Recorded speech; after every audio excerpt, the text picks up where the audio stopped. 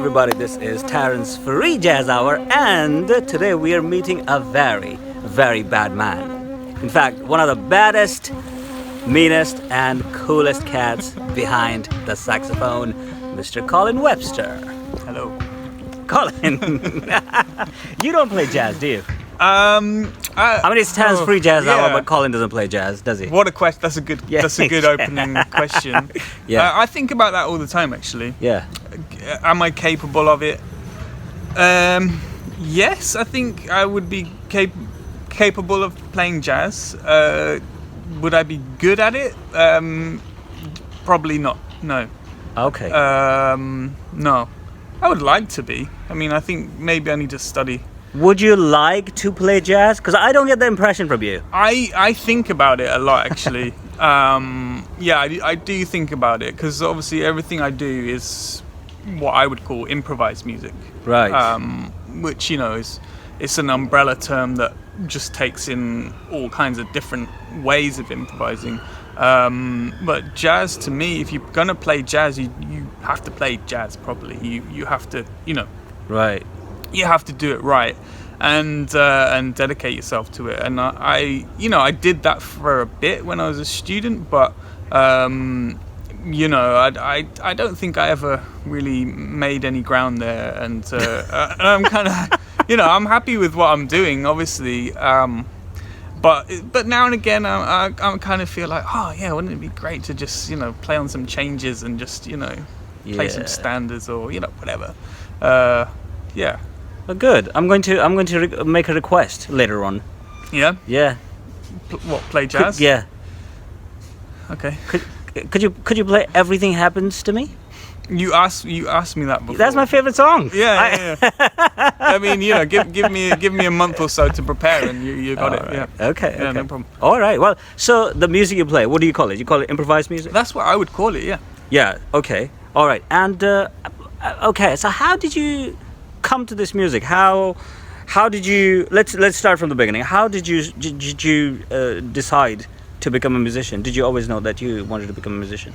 Originally, I wanted to be a Tour de France cyclist. Are you serious? Yeah. Okay. But didn't quite have that kind of ability. Yeah. So and then the only two things I liked when I was a kid was playing saxophone and riding bikes. And then gradually I just carried on with the saxophone. Was riding bikes less, and then ended up studying music, just Goldsmiths, just a kind of generic music course, not a conservatoire or anything like that. But part of this course, you kind of just free to just follow your own path, really. And I think through meeting different people, and then I discovered more like free improvisation, free jazz, and also kind of sort of hybrid kind of ways of playing, so combining like electronics and improvisation and modern composition and all these other things, and then that's how I kind of got into what I do now, I suppose. Right. So I was just wondering, how did you when you were studying music? So when you study music, you study jazz standards. Yeah. What did you study? Yeah. I was studying all that. Yeah. Okay. I was doing all that, and then obviously and as well, kind of meeting up with people to just play free, and like I said, and also learning about different types of composition. And the some of the tutors there were kind of encouraging us to mix these things up and see. I think if you went in to do a recital or whatever, and you were just like, I'm just going to play a Charlie Parker tune. Yeah. There would be kind of okay, fine. But then if you went with something that you'd written, that you're kind of like trying to combine lots of elements and kind of push things a bit. Then you'd get some good kind of response to that. I think that kind of, and that suited me as well, because I said, I think if I played a Charlie Parker head, it would be okay, but certainly not going to win any awards. so Okay, I've been trying to I've been wondering about myself. What is the pull toward this music? Why would you want to play this music? I don't know why I want to listen to it. You tell me why you want to play this music. I mean, yeah, it's fun. Yeah. You know, I like it. It's fun. I enjoy it. And it's a challenge as well. It's, I don't know what you could compare it to. You could compare it to being really good at chess. I don't know, and have that thing of like, I really love this thing, but also I have to think about it a lot, and also when you're doing it and it's going well, it's a great feeling, and when you're doing it and it's not going well, then it's crushing, and you have this, you know, you have this kind of thought going in your mind like, why isn't this right? Why isn't it good? Why am I not getting there? You know, and there's just millions of reasons. Is there any right and wrong there? I mean, what I mean is you're playing with people. You know, this music it's playing with other people, and you know, obviously when you're playing with other people, there's got to be a connection. In regards to what you're saying, there's not technically a right and wrong, but there's good and bad, right? Okay.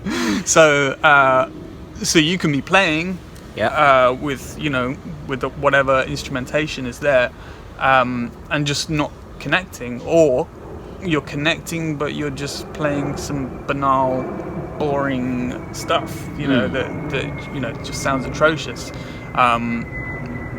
or you've just made a bad choice. Like, you know, you maybe you're playing in a trio, and the two other people you're playing with, they're pulling off in one direction, and you think, well, actually, yeah, what I think I could do here is go in this direction, but actually that's a terrible choice, you know, and it just all goes wrong. Or, you know, you can have something where, you know, two people start pulling in one direction, and you like, yeah, I'm going to go with these guys and see where this goes, and actually that also sounds awful because there's no contrast, you know. You see what I mean? So there's so many different parameters, you know, within the music. It's just fascinating. Cool. Who do you have any favorite musicians? Oh, yeah, many. Okay. Who's your favorite saxophone player? Do you have one? No, I don't have one. I think, like most people, I kind of jump from one to another, Right. and obviously there's a lot. But you know, are we talking like living saxophone player, or are we talking kind Anyone, of you know, historical... any people, any saxophone players that you have listened to and have learned from, or still do? And, I mean, I learned from you know. everybody. Okay. You know, I even learned from really terrible saxophone players. Did you learn anything from Paul Desmond? Paul Desmond, you love Paul Desmond, don't you? No, I do love Paul Desmond. Yeah, no, actually, yeah, of course. Yeah. Okay. Yeah, of course. Yeah, how could you not? All right. Yeah. 'Cause there was a story about Paul Desmond and Anthony Braxton. Anthony Braxton was a big fan of Paul Desmond, and one day he saw Paul Desmond in the street, and he ran up to him and said, "Mr. Desmond, thank you for your music." Paul Desmond just went something like that. Yeah. I think I've done that before as well, where you go up to somebody you admire and you tell them that you admire them, and it never goes well. Okay. I think, you know, whenever you meet somebody who you think is great, I think just play it cool. Yeah. You know, just don't tell them what you know. I mean, Okay. yeah. But anyway, tell me, give me some names. Drop some names. Oh, I mean, you could. Living, dead, whoever. Tell me, people that you listen to now. I mean, the people that you like listening to. Yeah, I listen a lot to. I mean, one of my go-tos at the moment. I mean, you know, like I said, I listen to lots of different people. yeah. But Dave Rempis, the Chicago yeah, saxophone yeah. player, I listen to him a lot at the moment. Yeah. Yeah, I really, yeah. Yeah. But he's also a saxophone player who, like me, he plays alto tenor, and baritone. Okay. On some of his records he plays all three. Some of my records I play all three as well. Actually, thinking about it, which I mean, not many people do. Mats Gustafsson does that, but there's not tons of players who play a whole bunch of saxophones. Right. But I kind of always check out his work. I mean, he's got, going back to this jazz conversation. Obviously, he's from this American school where they can just do it. They and you can hear it, even if he's playing free out, whatever you want to call it. You can hear it. It's there. I mean, and sort of thinking about that. Alan Wilkinson. He's another one. He's a bad man. Hometown. Alan is a bad man. Yeah. Hometown. And again, it's like you can, and he's been, I think, important to me in how I think about the music as well. Okay. Because I think he sees it, the same way. Like, and he's talked about this as well, about how there's all this information is in there, and it doesn't matter if it's standards or riffs or just making noise. It's all valid. That's why I wouldn't use the term free jazz. I wouldn't use the term free improvisation. I would just use the term improvised music, because it's just inclusive. Yeah. So yeah, he's someone else, and also it's that thing of like, it's all in there. All this information is in there. You can hear it. You can pick it out. It kind of comes through. In little bits and pieces. I think these are John Dykeman is another guy where you can just have the most out playing, and then suddenly there's just like this little bit of melody or a little bit of just something in there. That it's all just backed up in the memory somewhere. That's interesting. Yeah, I dig these players. Oh, good. And then there's also, you can have players where they just really just stick to one thing only. They really just kind of isolate an idea, like someone like Jean-Luc Guionnet, the French Guionnet, So I saw him play with Ames Room, like a 45-minute set, just kind of like repeating the same pattern. Not my thing at all. I don't care. But just like one, and it's so tense. It's just like the changes are so slight. But it's just engrossing. I dig that too. All right. Okay. That's cool. So have you ever listened to John Coltrane, Albert Ayler? Have I ever? I mean, listened to, studied. Yeah, of course. Okay, you have. Yeah. Did you enjoy it? Do you enjoy that? Yeah, music? Okay. yeah, absolutely. Right. I mean, I kind of feel like the masters, I kind of feel like that's a given. If you're gonna play the saxophone, of course you have to know that. Yes. You can't not. I mean, I don't go as deep as other people. I'm not like digging out, some concert recording from 1974 in, somewhere in Sweden or whatever. But yeah, obviously, Ornette Coleman, John Coltrane, Sonny Rollins, Yeah. Okay. I think you just have to. That's like your porridge. That's kind of like you wake up in the morning. You just have to have that. That's your like ballast. You need that. Okay. Cool. And all right. So, and who listens to this music? You play, Alan plays, other people play, and enjoy and love. Yeah. I listen and I love. Who's your audience? I mean, obviously I tour a lot. You tour a lot. Pre-COVID anyway. All the time. I mean, wow. I mean, you were playing, when I used to live in France, you were playing all over the place, and you were in France like all the time. Yeah. So, yeah. And it's just different everywhere. Okay. And, you have that kind of, everybody talks about it, that kind of traditional kind of male-dominated, like kind of middle-aged men kind of drinking beer, that kind of scene. Obviously, that exists. That's there. But you play in kind of like Poland or Eastern Europe, and there's much more mixed, younger and more mixed. There are women there as well.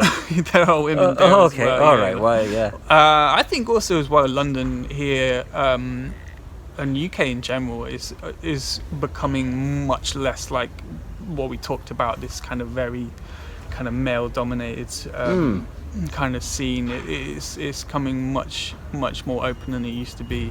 Which is great to see.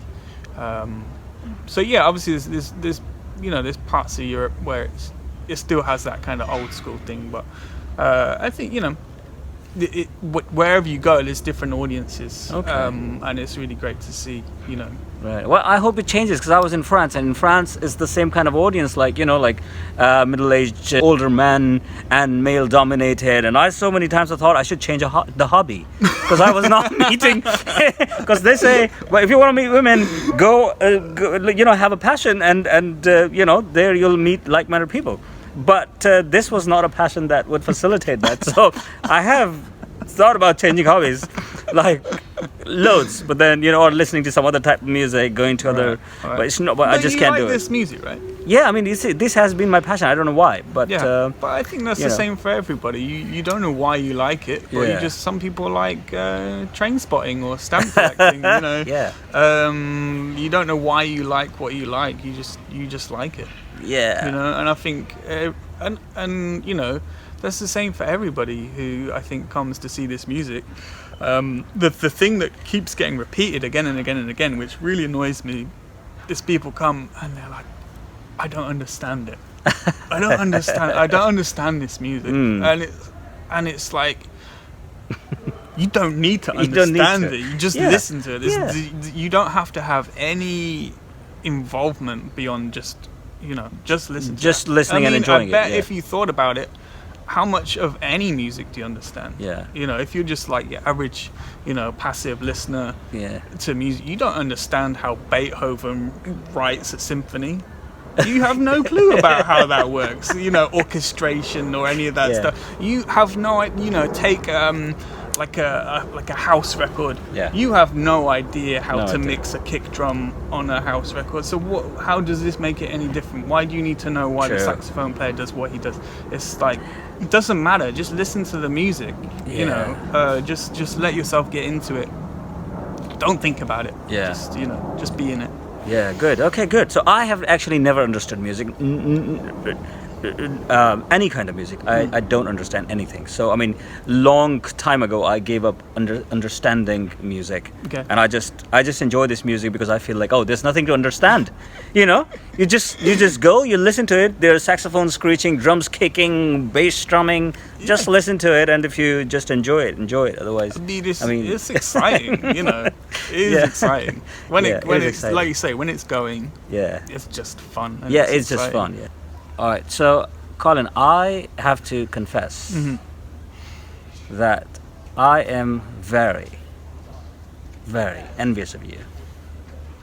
Why is that? Because you're a man.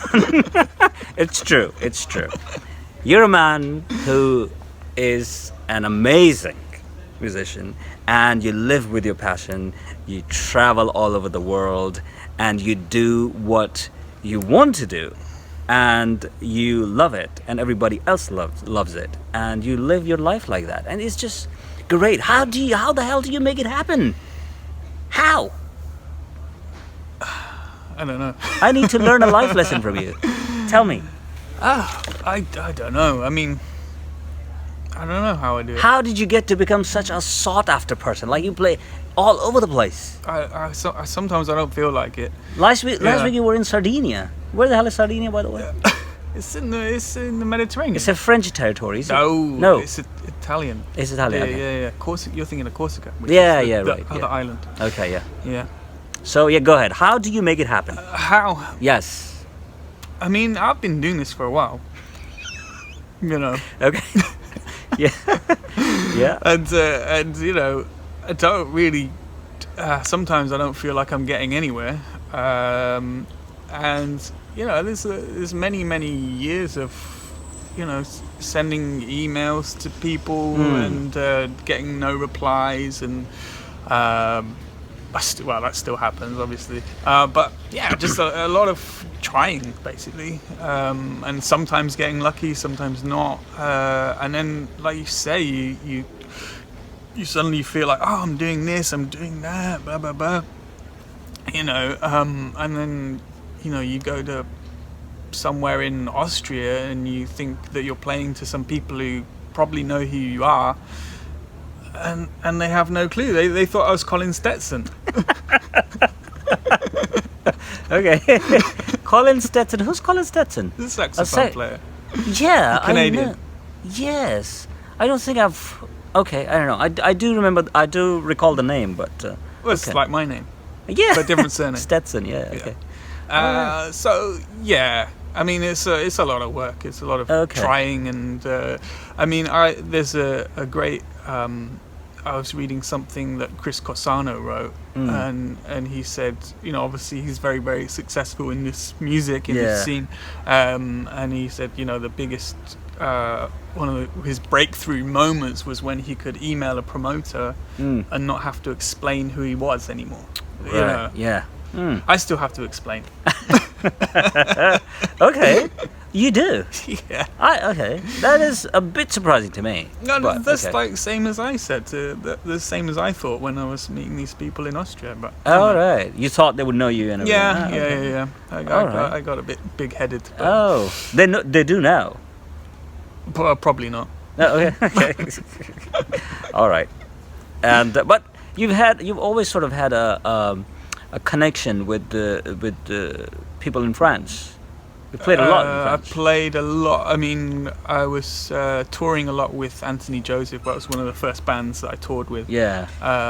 And he was we were on a French record label, French tour manager, French booking agents. I played in, I think I probably played more places in France than I have in the UK. Oh, right. Cool. So yeah, I played tons in France. And obviously I had a long time playing with Dead Neanderthals and played a lot in the Netherlands and Belgium. Right. Okay. Still do. Right. And do you want to talk about a little bit about the things that you do in London with the music? Yeah, I mean in London it's different. It's here the music is DIY. It's a DIY scene. It's DIY scene. Okay. Yeah, absolutely. It's like punk. It's kind of find your space, find your venue. Organize it yourself. Have somebody on the door for the tickets, and then just share whatever money comes in between the musicians. It's there's nothing like it's not like in other countries where you have nice fees and nice food and hotel rooms and all this kind of thing. It's DIY. You kind of do what you can, and luckily here it's kind of there are lots of, well, not lots, but there's enough spaces,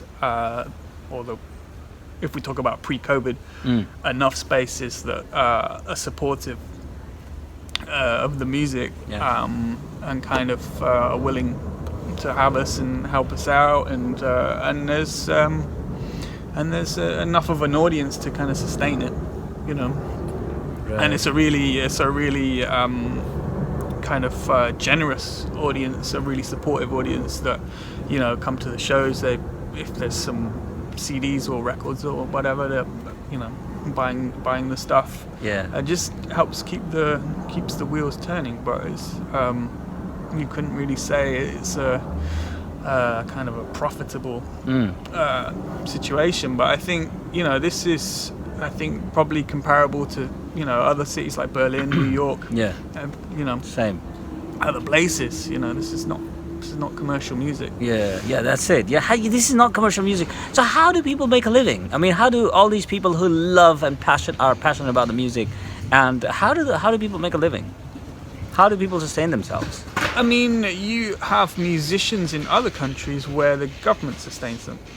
You know, I play with musicians from Norway, from Austria, from Switzerland, where, you know, if they want to go on tour, or if they want to play, even if they want to play a show in their hometown, they just fill in the paperwork and there's a grant, you know. That's I mean, so cool. obviously I'm simplifying it. I know it's Yeah. not as easy as that, but you know, here there are some little bits of grants here and there, but not even close.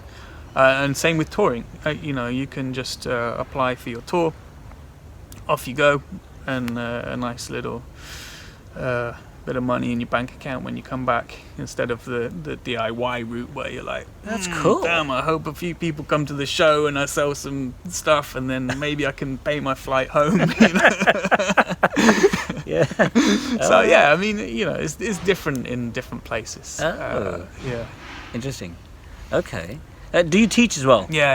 Yeah? Of course. You teach what, kids? Yeah, I teach. Yeah, mainly kids. Yeah. Do you give any private lessons? Yeah. Oh, you do? Yeah. Oh, that's cool. You need a teacher. Maybe I should. Yeah, maybe I should take a private lesson from you. Yeah. But the only thing is that I'm very, very lazy, so I don't want to go into any music theory or anything. I just want you to tell me, okay, how to blow into the saxophone, produce sound, and how to move my fingers, yeah. and then I'll just go. Cool. Yeah. Okay, I don't want to play any tunes or anything. I mean, I would love to, but I know that it will be a very long road for me. So I'll just do honks and skronks. Cool. You're going to love it. Yeah. Actually, I do. Yeah. All right. So, Colin, Yeah. in my experience of talking with musicians, I've often found that their instruments often have interesting stories. Yours might too. So, what saxophone you play? The alto, the tenor, and the baritone, Yep. and you sound amazing on all of those instruments. It's just amazing. Flute as well. Yeah. Are you still playing the flute? No. Okay. I mean, I'm able to play it, but I don't play it Oh, right. really in public. Good. I don't dig the flute that much. Okay, It's oh, fine. fine. So, tell me about what kind of saxophones are you playing? What brands of saxophones are you playing? So my alto is a Con 6M Yeah. from 1958, Wow. I think.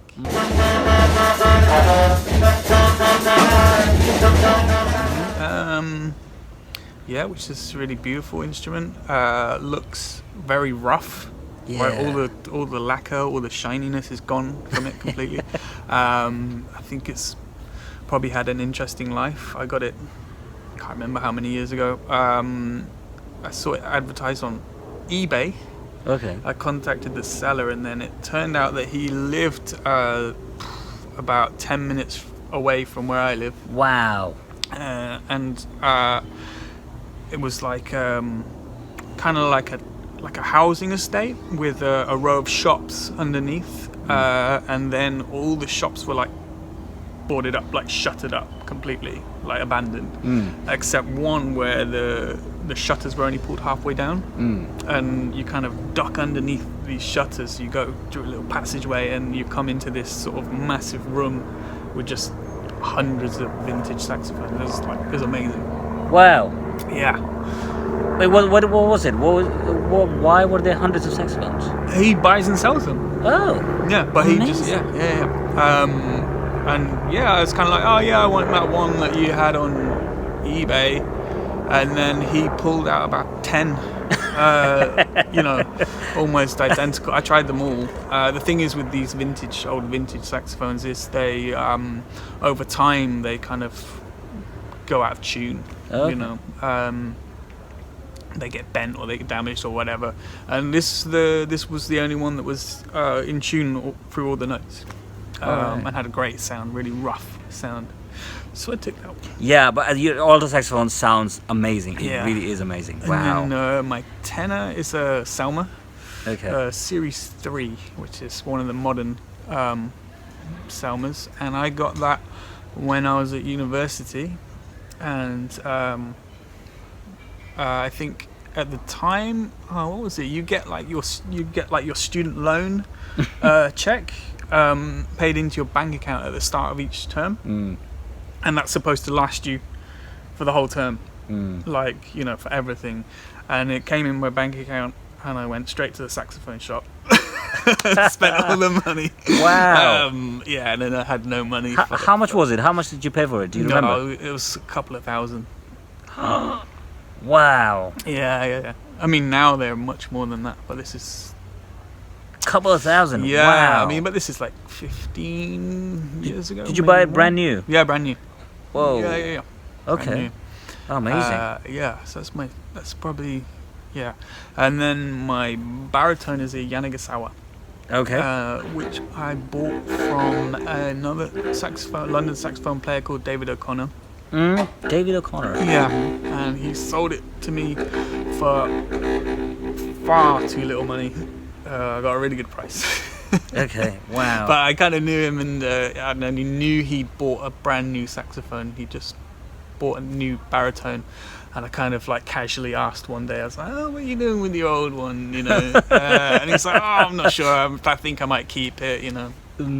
And then I think I must have asked enough times that eventually he sold it to me. So, and that, you know, so yeah, that's those are my three main ones. Amazing. That's amazing. And they all sound fantastic.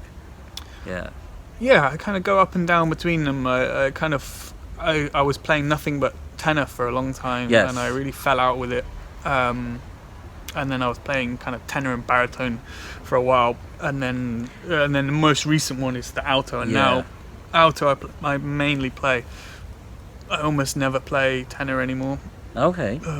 Wow. Yeah, I remember listening to your alto. I don't know when was it on a record. It was just amazing with Andrew. I think Andrew Lyle. Yeah. And then I saw you live play the alto with. It was a gig with Hannah Marshall in the beer shop. In the beer shop. Yeah. In Broccoli. Yeah. So yeah, okay, that's cool. And so yeah, okay. Well, just tell us about the beer shop thing that you guys are doing as well. Yeah, okay. So it's a series I've been running with Kath Roberts and Tom Ward, and the series is called Brock, which is it's a Norwegian word and it's a Swedish word. I have to get it the right way around. In Norwegian it means noise, and in Swedish it means argument. Yeah. But it's Bråk, which sounds a bit like broccoli, which is where I live. And it's where we have this amazing, and it's also where Kath and Tom lives as well. And we have this amazing kind of craft beer shop. It's very tiny, but the guy who runs it's really cool, and he's up for Tim, yeah, he's just kind of up for anything. And he lets us organise concerts in there, and it's got about space for maybe 15, 20 people, and that's like packed, you know. Really, And yeah, we just have 3 sets of duos. Yeah. Each of us invite a different partner to come and play with us, and we do it every like 6 weeks or something like that. So obviously we're talking pre-COVID times, but we ran it for a few years. It's really fantastic. Yeah, it's amazing. And we kind of have a no repeat policy. So if we play with somebody once, that's it. You know. So I think we all experienced this. We kind of went through all of our like regular people that we play with, and then it was kind of like now I have to kind of find new people to play with, and you kind of go through like your friends of friends or the people you don't know quite so well, and now it's kind of getting to a point where you just have to ask people you don't know at all, and just be upfront, do you want to come and play in a beer shop with me? Yeah. For very little money. For very little money, and drink some nice beer. Yeah. All right. And mostly, nobody has said no. Good. Yeah, that's the thing. Yeah. I think improv people, they just love to play with other people and experiment. Yeah. They're always up for an adventure. Yeah. Absolutely. It's kind of a space to try out new things. Yeah. Which is important. Yeah. Cool. All right. It's very beautiful. Colin, tell us about Raw Tank Records. Raw Tonk. Raw Tonk. Yeah. Raw Tonk Records.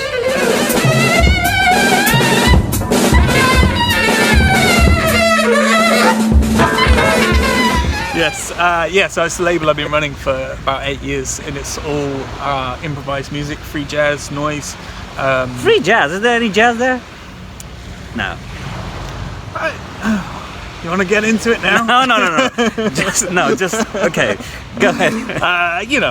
Like I said before, I just try and be inclusive, as much as possible. Yeah.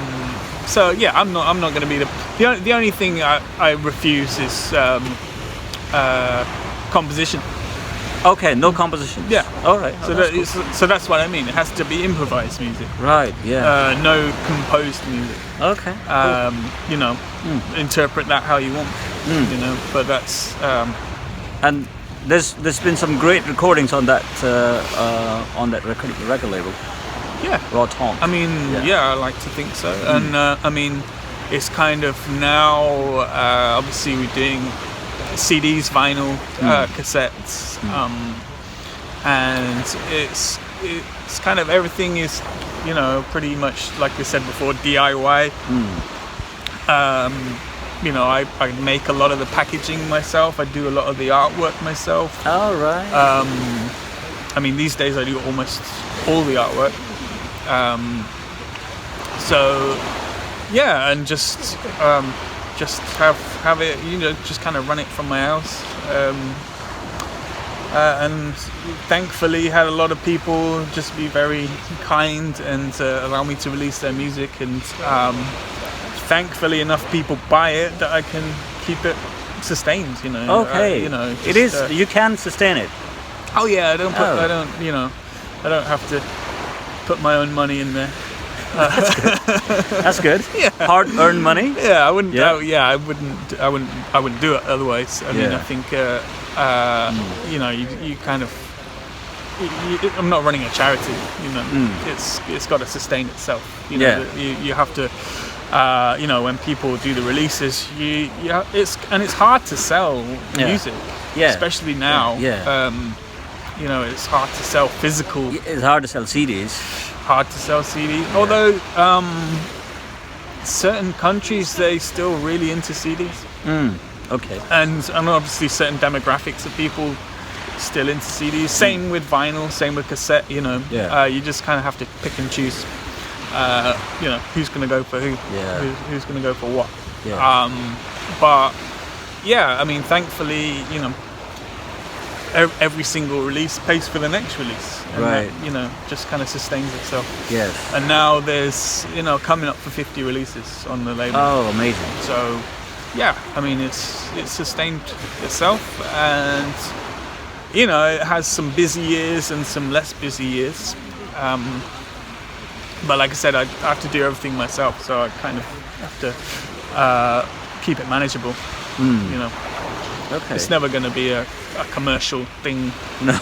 No. But I really like the kind of artist imprint idea, and obviously lots of other people are doing it too, and it's something that's gone back decades and decades. You think about the early Brotzmann releases. You think about some of the early free jazz releases. These are all on kind of artist-run imprints.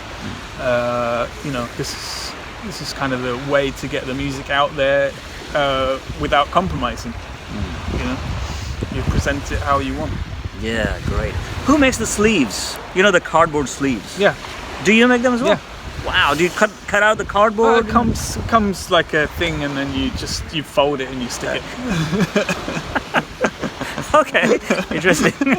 Raw Tonk Records. So, this is. What shall I say? How shall I end it?